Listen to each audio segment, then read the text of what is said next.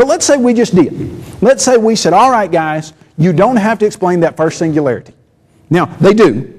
Don't get me wrong. But we're going to say, all right, for the sake of this discussion, you don't have to explain the singularity. Now, you're telling me that a tiny, tiny substance, they can't even tell you what it is, and they say it was like 10 to the negative 26 centimeters across, so tiny that you'd have to have a little microscope to see it. That tiny substance brought the universe that we see into existence. Now, remember we said that the law of cause and effect says that for every material effect you see in the universe, you have to have a cause that came before it, was spontaneous or simultaneous to it, and was greater than it. You know how big our universe is? Let me just take a minute to try to explain how big our universe is. When I say try to explain, I don't mean that I know so much more about it than you do. I'm going to try to bring it down to you. What I mean is that it's so big, I don't even understand the numbers that I'm throwing out to you. Maybe you understand them better, but this is the best I can do as to how to relate the size of our universe. We live in a universe that they estimate has 100 billion galaxies. And in each of those galaxies, they were estimating that there were 100 billion stars. Now, they came out about 6 months ago, I think it was, and said in our galaxy, the Milky Way galaxy, and you know how you can remember the name of our galaxy? It's how I always remembered it from about the 4th grade. Our galaxy is named after a candy bar, the Milky Way. So I always thought, well, you know, I can remember that, no problem. Candy bar, Milky Way galaxy, I'm good with it. So our galaxy, they said, had an estimated 100 billion stars. That's what they were saying for years and years, decades, in fact, from what I understand. And then about 6 months ago, they said, oh, you know what, guys? I think we've underestimated the number of stars in our galaxy. We actually think that there are 300 to 400 billion. So they were just off by 3 or 4 times the amount of stars in our one galaxy, and that's the closest galaxy that they can see. So you think if they're off by 3 times as many stars as there actually are in the closest galaxy that they can see, they might not have the calculations for the other ones exactly right? Well, certainly something to figure that there are probably more than they're estimating now. But let me put that in perspective for you. If you wanted to get up and count to 10,000 every single day, now, I can't imagine why anyone would want to get up and count to 10,000 every single day. Let me tell you what happened the other day. My son, Drew, my oldest son, he's 8 now. Lots of times he gets up before we do in the mornings. And he said, Dad, I got up this morning and I counted in my bed. I said, really? Counted? Huh. He said, yep. I counted to 3,000. I said, oh, okay.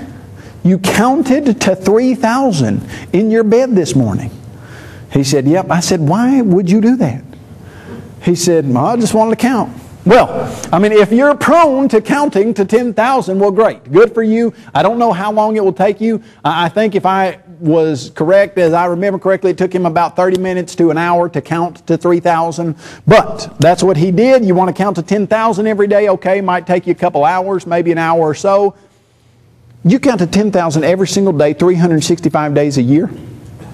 It's not going to take you 1 year. It's not going to take you 10 years. It's not going to take you 100 years. It's going to take you 27,000 years. Actually, like 27,450 something. 27,000 years, counting 10,000 a day to count to 100 billion. And that's the stars in our one galaxy.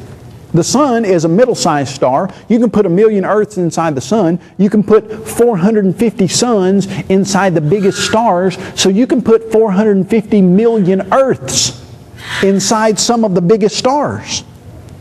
Now, one galaxy out of an estimated 100 billion, and every one of those 100 billion has an estimated 100 billion stars, although tomorrow they might tell you it's an estimated 500 billion. Just depends on how they're feeling. Our one galaxy, you know how big our one galaxy is? All right, if we could go from the edge of our one galaxy to the other edge, and this is one out of estimated 100 billion, and we had a spaceship that would travel the speed of light. Now, the speed of light is the fastest thing anybody's ever seen. That's why it's almost comical when they explain to us that at the Big Bang, there was something called inflation that sped the entire universe up faster than the speed of light. When you ask them, have you ever seen anything go faster than the speed of light? They say no, but it had to happen in order for our calculations to be correct. Well, the speed of light is 186,302 miles per second. That means The distance that light travels in a year is 586 quadrillion miles. Now, I have no possible way of being able to explain what 586 quadrillion miles is. I just know that's the figure. So, in 1 year, light travels 586 quadrillion miles. Now, watch this. We're on this side of our one galaxy, right? This side of one galaxy. We're going 186,000 miles a second. That's 7 times around the Earth's equator in 1 second. That's how fast we're traveling. We're in a spaceship, let's say, that carries us all. Do you know how long it's going to take us to get across our one galaxy out of an estimated 100 billion? 10 years? Traveling the speed of light? 100 years? 10,000 years? 25,000 years? 50,000 years? We're going 586 quadrillion miles a year. Do you know that if you want to go from one side of our one galaxy to the other side of our one galaxy, it's going to take you 100,000 years traveling the speed of light? And that's just to get across our one galaxy out of an estimated 100 billion.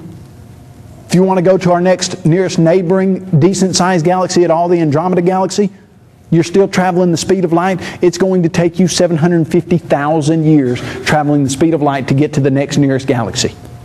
And how in the world does the atheist suggest to us that a universe that is 20 billion light years across, you understand what that means? That means if you wanted to go from one side of the universe to the other, it would take you 20 billion years traveling the speed of light. How do they suggest to us that that got here? A tiny singularity 10 to the negative 26 centimeters across? Number one, they violate the most fundamental law of science, the law of cause and effect, by saying that something can pop into existence out of nothing. Number two, they violate the most fundamental law of science, law of cause and effect, by saying that a tiny singularity can bring a universe that's 20 billion light years across. Now, is it any wonder that the psalmist wrote in Psalm 19:1, "The heavens declare the glory of God, and the firmament shows His handiwork. Day unto day utters speech, night unto night utters knowledge. There is no language, no voice where their sound is not heard." You understand what that means? That means every single group of people from the beginning of human history has been able to look up into the night sky and to see the glories of the heavens and to come to the conclusion that something bigger than this universe had to be there to create this universe. Now, lots of times the atheists will say, well, if humans are the only conscious living organisms in the universe, and the universe is 20 billion light years across, doesn't that seem like such a wasted space? Why would God create all of that huge 20 billion light year universe just for a tiny, tiny speck of earth for people to... Well, why would He? Why in the world would He do that? Except Romans 1:20, "For the invisible attributes of God are clearly seen, being understood by the things which are made, even His eternal" what? Power.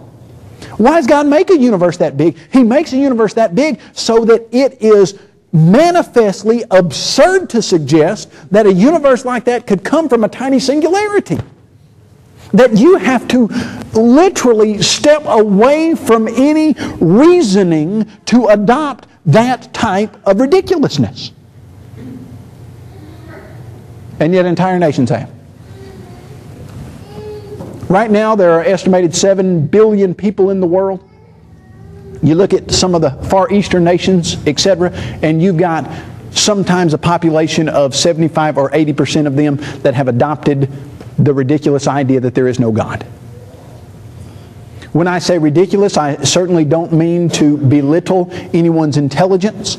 I certainly don't mean to sound superior. All I'm saying is that the idea that this entire universe came into existence from a tiny singularity that you can't give an explanation for, and that was so small that it wouldn't even come close to giving you the force or energy that you need to have a universe like ours, that's an idea that just does not resonate with any type of proper reasoning. Now, there's a third problem that the atheist has. There are several. We'll just take it as the third, not in any kind of order of importance. But the third problem is they suggest to us that this universe came into existence from a huge explosion